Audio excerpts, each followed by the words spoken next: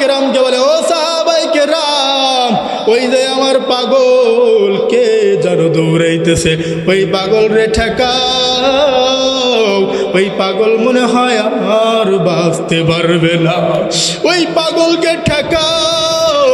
সাহাবাই কেরাম বলে, ও ভাই সামনে আর তুমি যাইও না। ওই সাহাবী ডানে তাকায় না, বামে তাকায় না, পিছনে তাকায় না, শুধু সামনে দৌড়। যেই মদিনায়, যেই শহরে আমার নবী নাই, ওই শহরে আমার মতো নগণ্য সাহাবী বেঁচে থেকে কোনো লাভ নাই।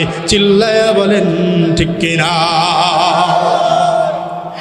এভাবে দৌড় দিয়ে গেছে, যাইতে না যাইতে সাহাবীর বুকের মধ্যে একের পর এক বহু তীর ঢুকে গেছে। সাহাবী দুনিয়ার মায়া ত্যাগ করেছে। আমার নবী বলে, ও সাহাবাই কেরাম, আমারে উঠাইয়া ওই সাহাবীর কাছে নিয়ে যাও।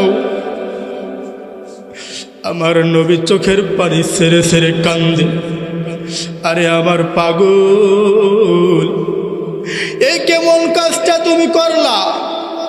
আবার মাঝে মাঝে মুস্কি মুস্কি হাসে। এবার সাহাবাই কেরাম পয়গম্বরের চেহারার দিকে তাকাইয়া, কিরে পয়গম্বর মাঝে মাঝে চোখের পানি ফালাইয়া কান্দে, আবার মুস্কি মুস্কি হাসে, কারণটা কি? এবার মায়ার নবীর কাছে জিজ্ঞাসা করলো, মায়ার নবী এর রহস্যটা কি আমরা জানতে চাই। বলে, ও সাহাবাই কেরাম, ওই যে জান্নাত থেকে একদল ফেরেশতারা আসছে,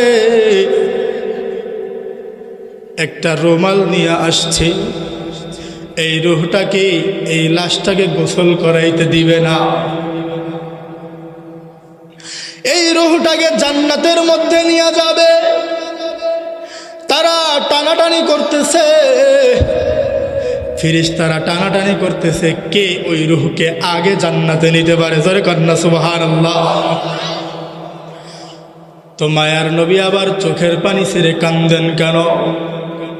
বলে, একদিকে আমার সাহাবী আজকে নতুন বিবাহ করেছে, দুনিয়ার মায়া ত্যাগ করছে, এই ব্যথায় আমি কান্দি। আর একদিকে সাহাবাই কেরাম, তাকায় দেখো জান্নাতের ফেরেশতারা